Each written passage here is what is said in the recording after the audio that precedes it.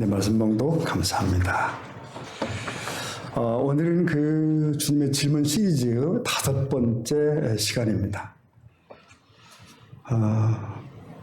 여러분, 이 세상에는 그 3가지의 귀중한 금이 있다고 그럽니다. 네, 황금, 소금, 그리고 지금이래요. 네, 황금은 뭐 보석이잖아요. 또 지금은 시간의 가치를 말하는 것 같습니다. 근데 그 가운데 소금이 있다는 거. 황금, 소금, 지금. 이 한 남자분이 이제 이 좋은 말을 아내에게 문자로 이제 보낸 겁니다. 그랬더니 아내에게서 즉시 답장이 왔대요. 즉시. 뭐라고 하냐면 현금, 지금, 입금. 네. 근데 여러분 이제 고대에는 그 이제 소금의 가치가 대단했다고 그래요. 소금을 얼마나 이제 소중히 여겼는가 하면 화폐로 사용할 정도다. 그래서 이제 봉급을 소금으로 주기도 했답니다. 여러분, 봉급을 의미하는 단어가 이제 셀러리잖아요. 근데 이제 이게 원래 소금을 뜻하는 단어 솔트에서 나온 단어래요. 그 일리가 있는 말 얘기죠. 오늘 본문은 여러분 소금을 다루고 있습니다. 자, 그러면 오늘 본문이 시작되는 그 배경을 제가 먼저 좀 살펴보려고 합니다. 5장 1절이 이렇게 됐어요. 예수께서 무리를 보시고 산에 올라가 앉으시니 제자들이 나온지라. 그리고 이울려라 가르쳐 가라사대. 자, 보세요. 예수님께서 누구와 산에 올라가셨죠? 무리. 그렇죠? 그리고 또 누구? 제자들. 네, 그렇습니다. 이 앞장, 이 5장의 바로 앞의 4장을 보면 그런 내용이 나옵니다. 주님께서 천국 복음을 전파하시면서 각색 병든 자들을 고치신 게 나와요. 그 소문이 온 수리아에 퍼진지라. 그러면서 심지어 수도 예루살렘과 요단강 건너편 사람들이 왔더라. 그러니까 수많은 무리가 따라왔다는 거죠. 그러자 5장이 나오는 겁니다. 수많은 무리가 따라오고 복잡해지자 5장 예수께서는 한적한 산으로 장소를 옮기시더라. 그거예요. 즉 들떠있는 무리를 다독이시면서 진지하게 엄숙하게 말씀을 시작하신 거예요. 하나님 나라는 그저 우리가 병 고치고 기적을 행하고 이게 다가 아니라는 거예요. 네, 그 이상이라는 겁니다. 그래서 그 산 위에서 주님은 마태 5, 6, 7장의 주옥 같은 말씀을 쏟아내십니다. 이 후대의 사람들은 이 마태 5, 6, 7장의 말씀이 너무 귀하기 때문에 산상보훈이라고 부릅니다. 산상보훈. 예수님께서는 무리에게 이 천국의 법을 말씀하길 원하셨어요. 그리고 그것을 듣고 행하는 자들에게 복이 있음을 선언하시는 거죠. 이 산상보훈의 맨 서두에 어떤 말씀이 나오죠? 네, 팔복. 많이 들어보시잖아요. 팔복. 그러니까 심령이 간다는 자는 복이 있나니, 애통하는 자는 복이 있나니, 또 온유한 자는 복이 있나니, 이래서 8가지가 나오잖아요. 근데 이 팔복을 가진 자가 참 하나님 나라의 백성이라는 거예요. 즉 하나님 나라의 백성의 본질이 마태복음 그 5장에 나오는 팔복입니다. 오늘 댁에 돌아가시면 다시 한번 읽어보시면 좋겠고요. 자, 그 말씀을 하신 뒤에 오늘의 본문을 제시하신 겁니다. 하나님 나라 백성의 사명을 2가지 비유로, 은유로 말씀하셨어요. 그러니까 세상의 소금이라는 말과 세상의 빛이라는 말이 정확히 대꾸를 이루면서 나옵니다. 5장 13절 보면 이렇게 돼 있죠. 예수님 말씀하시기를 너희는 세상의 소금이니 그러셨고요. 14절 가면 너희는 세상의 빛이라. 정확하게 연결되죠.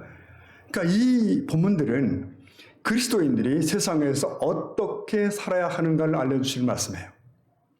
예수님은 모든 그리스도인은 세상의 소금이라고 말씀하십니다. 이것은 세상에 대한 영향력을 말씀하시는 거예요. 바로 앞에서의 팔복은 우리의 본질을 말하는 거라고 한다면 이제 그런 우리가 어떤 역할을 해야 되는지, 어떤 영향력을 보여야 되는지를 말씀하시는 거예요. 여러분 이 말씀을 잘 보십시오. 너희는 소금이 되어라가 아니에요. 소금 되라는 말이 아니에요. 너희는 팔복의 사람이므로 고로 세상에서 소금이라는 거예요.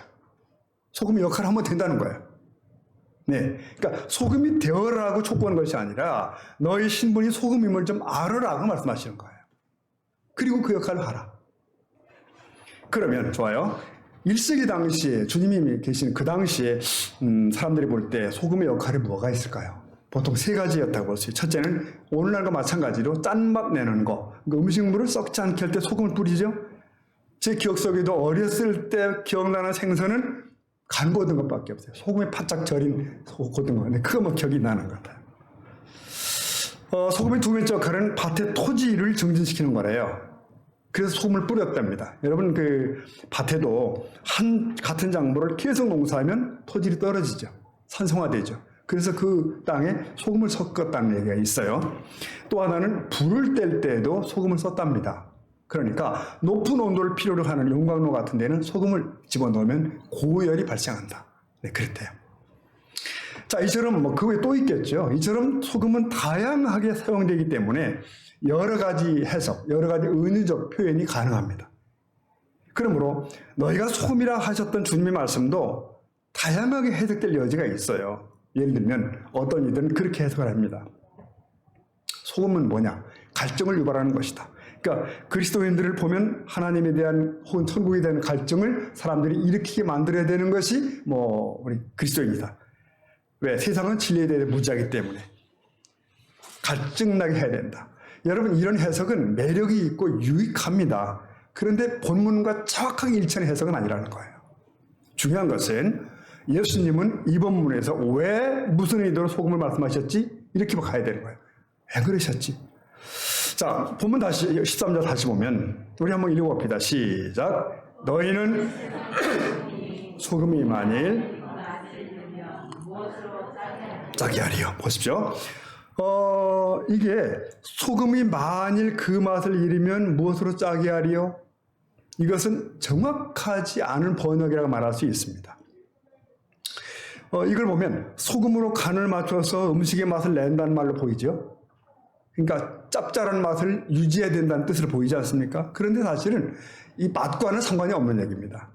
원래 더 정확한 다른 번역 성경들 찾아보니까 이렇게 표현되어 있어요. 만일 소금이 그 맛을 잃으면 다시 짠 맛을 가질 수 있겠느냐? 이게 정확한 거예요. 그러므로 소금 자체가 짠 맛을 잃는 경우가 있음을 지적하는 겁니다. 이해되시나요? 네. 소금 자체. 맛이 문제가 아니고 소금 자체를 우선. 그러면 이게 가능한 얘기인가? 어떻게 소금이 맛을 잃고 그런다고 그래? 소금은 짠 거지. 우리는 이 팔레스타인의 자연을 좀 생각을 해봐야 됩니다. 특히 사해바다의 주변에 가면 무엇이 많다고요? 암염이 많아요. 암염. 네. 그러니까 바위덩어리 같기도 하고 소금덩어리 같기도 하고 이런 것들이 널려 있는 거예요. 근데 이것이 비가 자꾸 오고 나면 소금기가 조금씩 빠지겠죠. 조금씩. 나중에는 어떻게 될까요? 찝찝한 맛의 바위가 된 거예요. 그렇게 되면 이걸 다시는 짜게 할 수가 없다는 거예요. 무용지물이라는 거죠. 자, 예수님이 그 소금을 지금 꺼내고 있는 의도는 뭡니까? 짠 소금이 해야 하는 역할이 있다는 것이고요. 이것은 뭐냐? 방부제라는 것을 전제합니다. 네. 왜 이렇게 말하시냐면 이어지는 다음 구절들을 보면 분명해요. 그 다음 구절들을 말하길 너희는 세상의 빛이라고 하잖아요. 그러니까 이렇게 말할 때는 세상은 어둡다를 전제하는 것이고 도덕적 영적으로 어둡다. 그러니 너희는 빛이다. 이렇게 말씀하신 거고요. 맞물려서 너희는 세상의 빛이라는 소금이란 말이 무슨 말이에요? 그것은 세상은 부패했다, 썩었다를 전제하는 것입니다. 허나 너희는 그들처럼 부패하지 않아야 된다. 그래서 어둠과 빛, 부패와 소금을 대조시키고 있습니다. 여기서 주님은 무리에게 질문하셨어요. 어떻게 다시 짜게 할 수 있겠는가? 어떻게 다시 짜게 할 수 있나? 이것은 슈바이처의 해석에 의하면은 어떤 구체적인 답을 주님이 듣기를 원한 것이 아니고요. 너희 외에는 세상의 방부제는 없다. 네, 그런 말. 너희마저 부패하면 세상은 소망이 없다는 것을 확인하고 강조하는 주님의 표현입니다. 염기가 빠져버린 소금덩어리는 주위에도 비극이 되는 거예요. 여러분 지난 수요일 저녁에 우리가 구약의 인물 삼손을 했지 않습니까? 이 사람이 출생 때부터 특별히 구별된 나시린이라고 그랬죠. 나시린. 그러니까 그 부패한 당 시대와는 전혀 다른 순전한 사람으로 태어나요. 더구나 그에게는 육체적인 파워가 주어지죠. 그래서 나귀 턱뼈 하나 들고 적 1,000명을 해치우는 그런 귀력을 가져요. 당시 이스라엘은 블레셋의 침략으로 고통을 받았잖아요. 근데 그것으로부터 민족을, 나라를 구할 사명을 삼손이 받은 거예요. 그러니까 소금으로 치면 정말 순도 높고 정말 큰 소금 덩어리죠. 허나 어때요? 이 삼손이 이방 여인들에게 눈이 멀죠. 그래서 이 여자 저 여자 집적거리고 다니고 그러다 드디어 드릴라를 만나요. 드릴라. 거기 음모에 빠져버리죠. 해서 민족을 건지고 나라를 세워야 될 사명을 지닌 삼손이 허나 점점 소금기가 빠지고 자기 정욕에 따라 돌아다니다가 초라한 생을 끝내고 말죠. 그러니까 삼손 얘기는 서글픈 소금 얘기입니다. 거의 맛있는 소금은 어떻게 되는가? 완전히 맛있지는 않았잖아요. 끝에 조금. 그러니까 거의 맛있는 소금은 어떻게 되는가를 보여주는 게 삼손인 것 같아요. 여러분, 우리가 기억할 것이 있습니다. 산상복은 이 본문들은 주님께서 특별한 사람들에게 주신 말씀이 아니에요. 제자들에게만 주신 거 아닙니다. 무리예요, 무리. 그러므로 모든 신자를 향해 주신 말씀이라고 여러분 받으셔야 돼요. 그러니까 우리를 주께서 자녀 삼으셨을 때 너는 그저 밥이나 실컷 먹다 와라. 이게 아니라는 거죠. 누구든. 삼손처럼 너도 소명이 있어. 그 말씀에 내 몫이 있는 거예요. 여러분 존재의 의미라는 말이 있죠. 존재의 의미. 길가에 구르는 자갈도 존재의 까닭이 있는 줄로 믿습니다. 그러니까 너희는 세상에 제동을 거는 자가 되고 방부자가 되라는 것이에요. 너희가 없으면 세상은 급속히 부패해지고 악해진다. 그런 말씀이에요. 네. 우리가 소금으로서 부름받았다는 말은 세상이 어떤 세상인지를 전제한다고 그랬죠? 타락, 부패, 악, 그겁니다. 세상은 점점 더 썩어가기 때문에 뭐가 필요해요? 소금이 반드시 필요한 거예요. 방부제가 있어야 돼요. 거기 제동을 걸 존재가 있어야 되는 거예요. 만약 그렇지 않은 데 방치되면 끝내 하나님의 징계를 넘어서 심판이 있게 되는 거죠. 여러분 여러 가지 해석이 가능하겠지만 오늘날 이 코로나도 심판이 하나일 수 있습니다. 심판. 전 세계를 번져 있잖아요. 그러니까 21세기 세상은 사실 악이 가득하죠. 이 배교의 흐름이 뚜렷합니다. 우리 한국은 또 어때요? 통계를 보니까 우리 기독교인 국회의원이 3분의 1 이상을 차지해요. 국회 다수. 그럼에도 차별금지법이라는 이름으로 동성애 합법화가 추진되고 있죠. 기독교가 제 역할을 하지 못하면 더 큰 심판이 있을 수 있겠다. 더 큰 질병이 있을 수도 있겠다는 그런 각성을 갖게 됩니다. 공동체적인 심판이라는 게 있어요. 소돔성은 의인이 10명 있으면 심판 막을 수 있었잖아요. 그런데 그게 안 됐어요. 요즘 코로나로 제일 표적이 되고 고통도 당하는 것이 역시 교회입니다. 어쩌면 맛을 상실한 교회에 대한 경고일 수도 있지 않을까. 왜 우리가 소금이 되어야 되는가? 세상이 썩어져 가기 때문에 그래요. 그냥 두면 공동심판을 받게 될 거예요. 그러므로 우리가 방부제 되기를 주님은 원하십니다. 이 말씀은 세상이 어떤 세상인지 기독교의 역할이 무엇인지를 한눈에 보여주는 말씀이에요. 노아 홍수 후에 어떻게 되죠? 악한 세상이 다 죽고 의인 노아 가족으로 새 출발했습니다. 재출발해요. 그러나 얼마 후에 다시 썩은 소돔고모라가 등장하잖아요. 이게 불로 멸망을 당해요. 이런 류의 되풀이가 인류 역사랍니다. 인류 역사 이렇게 되풀이 되는 거예요. 이렇게 생선을 놔두면 자동으로 부패되고 썩어져 가죠. 점점 상황은 나빠져 가죠. 예수님은 인류의 종말을 이제 예고한 바가 있으시죠.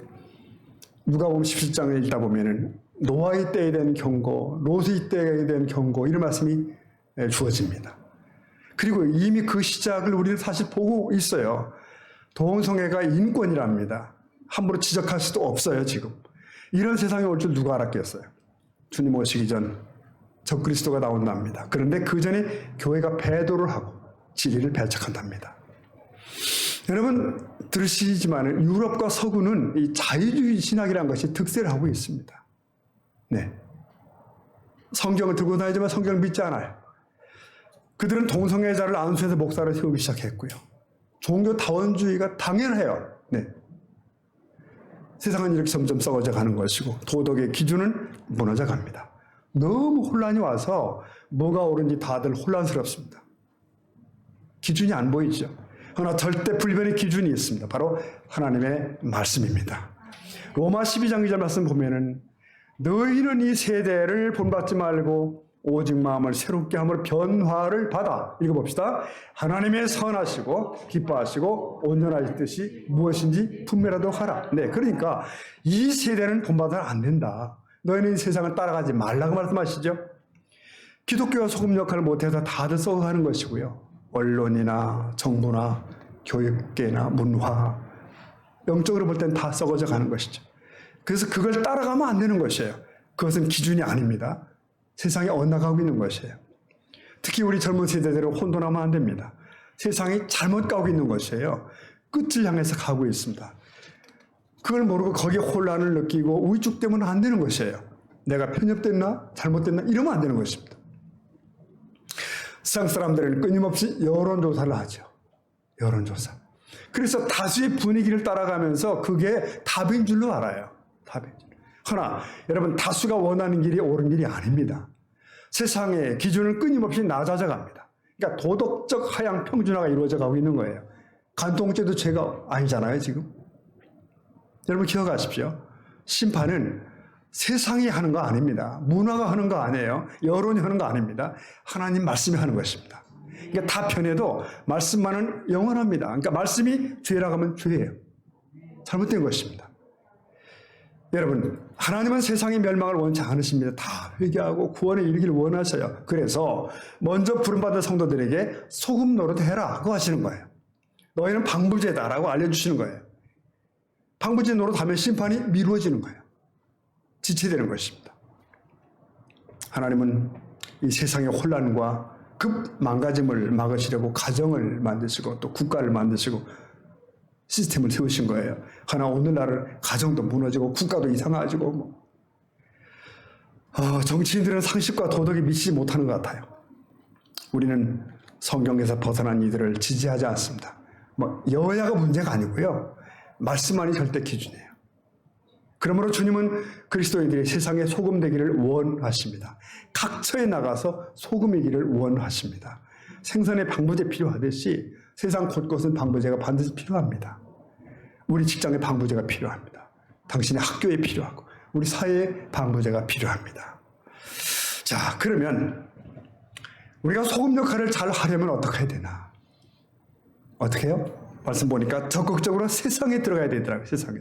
주님이 마지막 밤의 기도 중에도 이런 구절이 있습니다. 요한 17장 18절에 보면은 우리 한번 읽어봅시다. 시작. 아버지께서 나를 세상에 보내신 것 같이 나도 그들을 네. 그러니까 하나님은 세상을 사랑하사 독생자를 세상에 보내셨고요.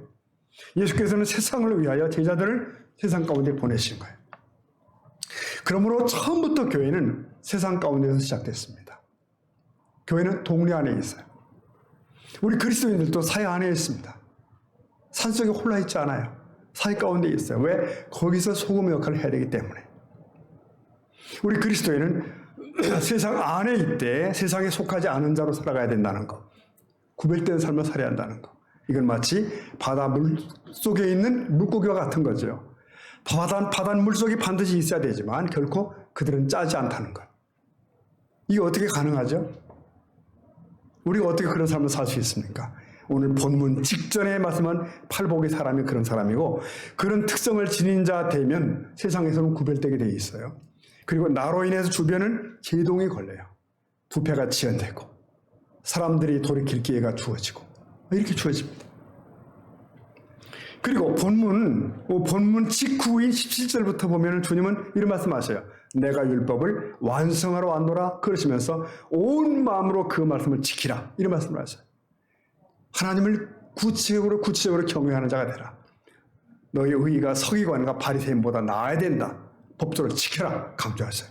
마태복음 5장 20절이잖아요. 내가 너희에게 이르노니 다 같이 너희의 의의가 서기관과 바리새인보다 더 낫지 못하면 들어가지 못하.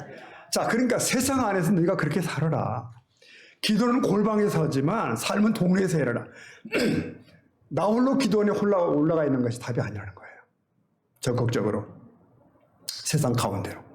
그래서 거기서 녹아지고 거기에 빛을 발하고 그래야 한다는 거예요. 세상 가운데 있는 교회. 여러분 기억나시죠? 우리 교회는 한 계절을 주일 예배를 산에서 드렸잖아요. 네. 마땅히 예배드릴 장소가 없었기 때문에 산으로 간 거죠. 참 특이한 경험입니다. 특이한 경험.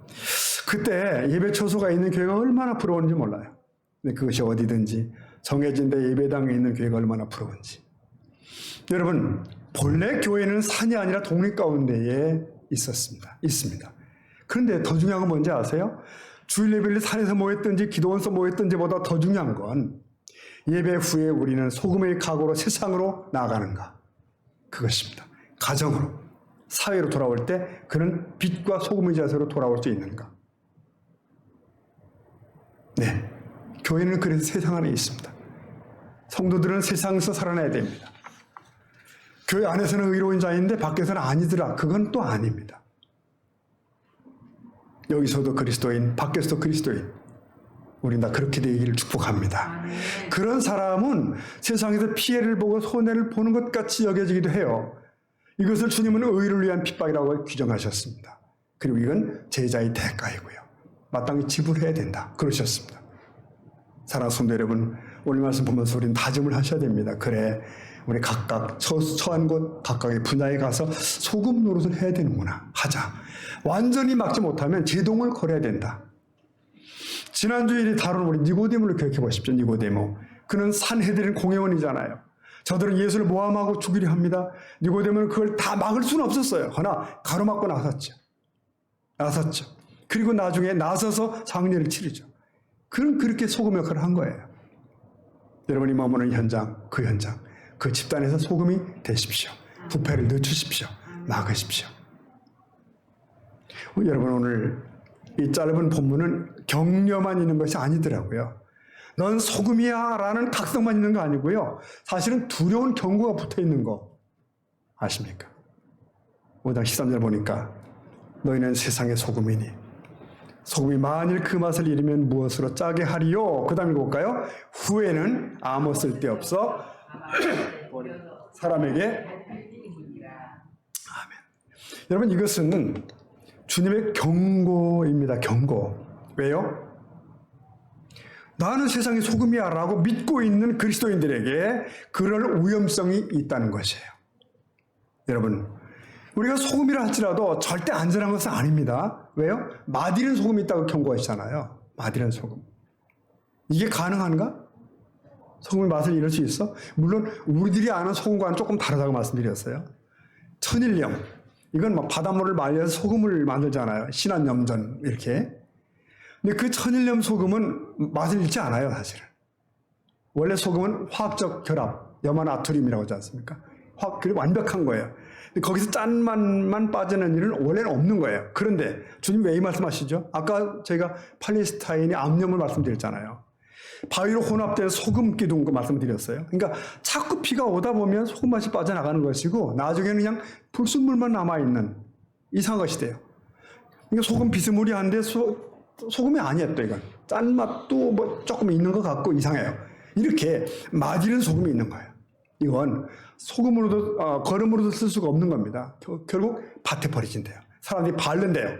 여러분, 오늘날도요, 이스라엘에서는 그렇게 맛있는 소금을 써요. 그러니까, 지붕 위에 갖다 이걸 뿌린답니다. 이 지붕은 가족 모임이나 집회의 장소가 되기도 해요. 그러니까 결국은 뭐죠? 발에 밟힌다는 말이 많네요. 예나 지금이나. 자, 주님은 강조하셨습니다. 너희는 소금이고 소금은 귀한 역할을 하는 거야. 그러나 그 맛을 상실하면 어떻게 해요? 밖에 버리워지고 사람들에게 밟히고. 여러분, 밟힌다는 것은 모욕이죠. 멸시죠. 우리 기독교인들이 팔복의 맛을 잃어버릴 때, 소금의 소금 맛을 잃어버릴 때 이런 현상이 있는 거예요. 오늘 한국교회 현실이 그럴지도 몰라요. 우리들의 교회는 사회적 소수가 아니죠. 숫자로는 함부로 대할 수가 없습니다. 그러나 오늘의 교회는 가볍게 여겨지는 대상이 되었어요. 왜요? 맛을 잃기 때문에. 맛을. 교회가 거룩한 공동체로 여겨지고 신자들이 소금이 되면 세상은 교회 공동체를 두려워합니다. 초대교회 예루살렘 교회를 사람들이 두려워했잖아요. 허나 오늘날은 어떨까요? 지금은 별로 안 그런 것 같아요. 너희나 우리나 별다 다를 것이 없잖아. 이것이 바로 밟히는 현상입니다. 성도 여러분, 그래서 우리가 지킬 것은 돈이 아니고 명예가 아닙니다. 맛입니다. 맛. 그리스도인은 맛을 지켜내야 돼요. 우리의 본질, 우리의 사명입니다. 그래서 이 본문의 내용을 누가는 또 이렇게 표현합니다. 한번 보시면 누가 14장 34절에 가면 소금이 좋은 것이나 소금도 만일 그 맛을 잃으면 무엇으로 짜게 하려 그랬고요. 35절 다 같이 시작. 땅에도 걸음에도 들을 귀가 있는 자는 그러니까 소금이 맛을 잃으면 쓸데없어 버리느니라 내버리느니라.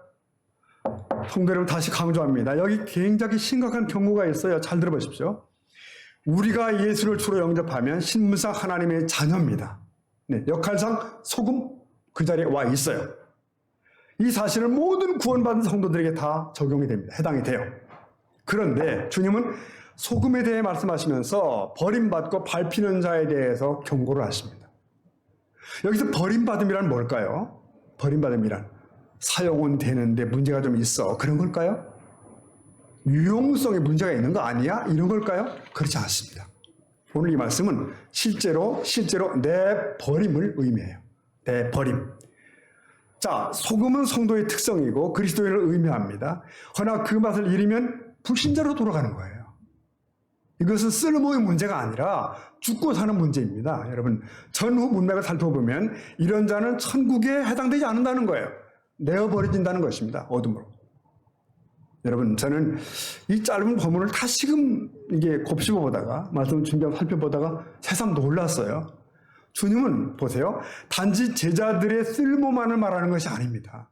유용성만을 지적하는 게 아니에요. 그들의 운명에 관심이 있어요. 그들의 운명. 그들이 맛이라는 소금이 되면 그들을 어찌할꼬 그러시는 거예요. 그러면 내가 다시 짜게 할 수는 없구나. 그거 탄식하시는 거예요. 성도 여러분, 이 구절은 단지 지역할 못해내는 신자에 대한 탄식이 아닙니다. 이 부분은 맛을 잃으면 세상에 쓸모도 없지만 그 자신이 천국에서의 장래가 없다는 것이에요. 하나님께 거절된다는 것입니다. 여러분, 짠맛을 잃었다는 것은 제자 신분을 스스로 버렸다는 것을 말해요. 저는 확신합니다. 하나님은 그의 자녀들을 먼저 버리지는 법이 없어요. 모든 사람을 다 구하기를 원하시고 그래서 독생자를 세상에 보내시고 한 명이라도 더 구하기를 원하시고 그래서 인내하시고 용서하시고 기다리시고 그러시잖아요. 여러분.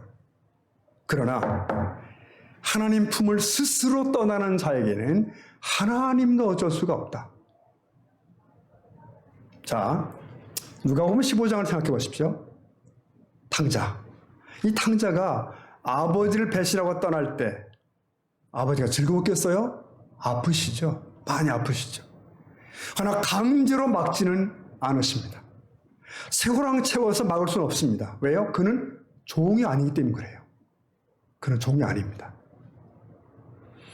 자, 한 그리스도인이 고의로 하나님을 떠날 때 어떤 일이 벌어져요? 그가 반복하여 죄를 짓고 끝까지 배역을 저지릅니다. 그러니까 하나님이 버리는 것이 아니라 그가 하나님을 버리는 것이에요. 그는 결국 스스로 소금의 맛을 버린 자가 됩니다.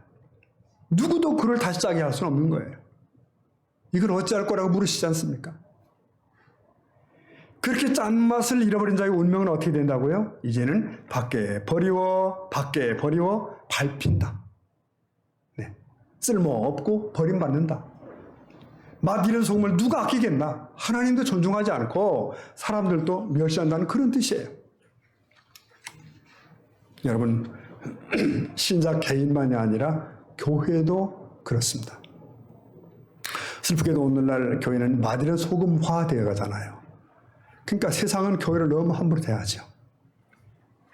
한국 교회는 정부나 언론이나 국민이나 많은 그들로부터 밟히는 시국으로 들어가고 있는 것 같아요. 어쩌면 이것은 교회 스스로 자초한 바도 있습니다.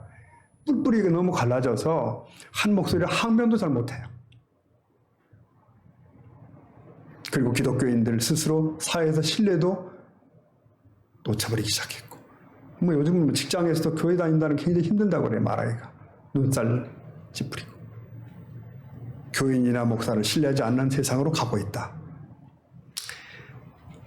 급기야 하나님의 영광이 가려지게 되죠. 로마서 2장 24절에 그런 말씀이 있는 거 아시죠? 너희 때문에 하나님의 이름이 모독을 받는다. 이런 말씀이 있어요. 주님은 그런 경고를 하십니다. 그래서 너희가 서기관과 바리새인보다 나은 의의를 가져야 된다. 이게 제대로 살아야 된다는 뜻이에요. 그러니까 가수 나훈아 씨가 그랬나요? 이런 말에서 주목을 받았죠. 세상이 왜 이래? 그랬다 그래요. 세상이 왜 이래? 도대체 세상이 어디로 가는 거야? 여러분, 세상이 왜 이렇게 된 거죠? 무엇 때문에 이 지경까지 온 걸까요? 오늘 본문에 비춰보면 맛 잃은 자들로 인해서 또 시대의 맛 잃은 교회들로 인해서 세상은 여기까지 온 거다. 세상은 부패된 것이다. 그러나 여러분, 바닷물은요 소금기가 있기 때문에 상하지 않지 않습니까? 근데 그 3.5% 염분이 있음으로 인해서 바다가 유지가 되는 거예요. 그러니까 약 3%면 부패가 방지되는 거예요. 그러니까 우리 사회가 맑고 나라가 맑아지려면 약 3%의 소금 기독교인이 있으면 된다는 뜻이죠. 그냥 숫자상 교인 말고 3%. 여러분, 1899년 3월 1일자에 구한말에 그 대한 그리스도인 회보라는 이제 신문의 어떤 기사를 보면은 당시에 이 나라의 기독교인이 1만 명 정도였대. 1만 명. 그러니까 전체 국민이 0.1%가 보이지도 않죠. 네. 그런데 이 기독교인들이 있는 곳에서는 부정부패가 불가능했다. 그 한 예로 이 부정부패를 무지 좋아하는 탐관오리가 있는데 이 양반이 평안도 어느 지역에 부임하러 가려는 걸 그걸 피하려고 했다는 거예요. 그래 안 가려고. 왜냐하면 그 지역은 기독교인들이 많다. 그들은 뇌물을 바치지도 않고 부패한 관리들을 바로 고발하고 처벌받게 하고 이렇게 되니까 피하려고 했다는 글이 있는 거예요. 여러분, 소금기가 뚜렷한 기독교인 소수가 그 시대의 두려움이 되었다. 그런 거죠. 오늘은 어떤가요? 오늘은 20%나 되는 우리 기독교인이 있다고 합니다. 그러니까 오늘 우리의 참 문제는 소금 기독교인의 부재죠. 숫자가 적은 게 아니라 소금 기독교인의 부재다. 여러분 아시죠? 기도원의 300용사 13만 적군 앞에서 단 300이면 되겠다는 것이에요. 하나님 뜻은 숫자가 중요하지 않다는 거예요. 진짜가 거기 있다면 된다는 거예요. 그래서 우리는 다시 시작할 필요가 있습니다. 아버지 말씀대로 살기, 소금이 되어 방부제 노릇하기. 그래서 저와 여러분 때문에 그 직장이 맑아지고 여러분 때문에 그 학교가 바르게 되고 여러분 때문에 사회의 부패가 지치되는 그런 일이 있기를 주의 이름으로 축복합니다. 자, 오늘 말씀을 매듭하겠습니다. 한 사람이 여러분 예수를 믿고 주님을 모시면 그는 하나님의 자녀가 됩니다. 그러니까 성도라는 신분이 주어지죠. 그에게는 일상에 사는 동안에 사명이 주어져요. 뭐죠? 소금. 그러니까 내가 머무는 곳마다 부패를 방지할 필요가 있어요. 그런데 그 스스로 그 소명을 망각해버리면 오히려 세상의 풍습에 따라가게 되고 맛이란 소금이 되는 것이죠. 자, 말씀드렸죠? 소금이 맛을 잃으면 어떻게 되죠? 우선 그 자신이 버림을 받게 돼요. 누가 그를 다시 짜게 만들 수 있으리요? 라고 주님 물으시는 거예요. 소금이 맛을 잃으면 쓸모가 없습니다. 아무 쓸데가 없어요. 그리스도인이 맛을 잃으면 안 믿는 사람한테 못하다. 전혀 쓸모가 없다고 말씀하십니다. 네, 내가 소금 굿을 제대로 못하면 나도 죽고 남도 죽게 만든다는 것이에요. 그러므로 주님은 강조하십니다. 너희는 세상의 소금이라. 너희는 세상의 빛이라. 누구도 대신할 수 없는 거룩한 소명을 말씀을 하시는 겁니다. 어떤 이들은 자신을 하나님을 위해 살고 있다고 생각도 해요. 그러나 하나님 보실 때 맛 잃은 자를 사용하지는 않으십니다. 세상 속에서 우리의 됨됨이가 영향력을 결정을 할 거예요. 영향력. 맛을 잃으면 끝입니다. 그러므로 우리는 날마다 자신을 살펴야 돼요. 내가 바른 믿음 위에 있는가를 보셔야 돼요. 여러분 아시죠? 하나님은 우리의 외모나 조건에 따라 움직이는 분이 아닙니다. 세상의 모든 조건을 충족 관절시키는 것은 영의 문제예요. 영. 여러분 동물의 세계는요 아시죠? 힘이 강한 게 제일 센 거죠. 뭐 그게 최고예요. 사람은 어때요? 주먹보다는 지식이죠. 공부죠. 그러니까 육신은 정신이 넘어서는 거예요. 그런데 정신적 그 힘보다 더 센 것이 영의 가치입니다. 영입니다. 영. 그러니까 하나님만 제대로 좇으면 하나님 앞에 바로 서면 되는 것입니다. 그런 간증들이 수없이 널려 있습니다. 학벌이 문제가 사실 아니에요. 하나님 앞에 깨끗한 그릇이면 귀히 쓰이는 줄로 믿습니다. 맛을 잃지 않으면 귀히 쓰이는 거예요. 여러분, 과연 하나님이 복 주실 자는 이유가 있습니다. 그리고 망하는 자는 망하는 이유가 또 있는 것이에요. 학벌이나 가문이 아닙니다. 여러분, 10년, 20년, 30년 지켜보면 답이 나옵니다. 하나님을 경외하십시오. 그 말씀대로 사는 자가 되십시오. 세상적으로 지멋대로 사는 자는 결국 되는 일 없이 망하는 것이에요. 그러다 지옥에서 영원히 후회하겠죠. 특별히 우리 젊은이들은 잘 들으셔야 됩니다. 이게 미래입니다. 이게 목표를 바로 가지셔야 돼요. 주의 말씀에 순종하십시오. 소금으로 산다는 것은 어려운 과정이에요. 손해라는 것 같습니다. 그러나 결과적으로 승리합니다. 그러므로 신앙생활은 목숨 걸고 하는 것이에요. 목숨 걸고. 신앙생활은 취미생활 아닙니다. 종교놀이 아닙니다. 오늘 특별히 함께 예배하는 모든 분들, 어디 계시든 간에 모든 분들은 다 짠맛의 소금이 될 수 있기를 축복합니다. 완벽한 짠맛의 하나님의 사람이 되기를 주의 이름으로 축원합니다. 아멘. 자, 오늘 주님 주신 말씀 마태오 5장 13절 다시 보면, 너희는 세상의 소금이니 소금이 만일 그 맛을 잃으면 무엇으로 짜게 하리요? 후에는 아무 쓸데없어 다만 밖에 버려 사람에게 밟힐 뿐이니라. 자, 이 말씀을 한 번 더 읽을 때 너희는 거기에 어떻게 하면 좋을까요? 자기 이름 딱 넣어 읽으시는 겁니다.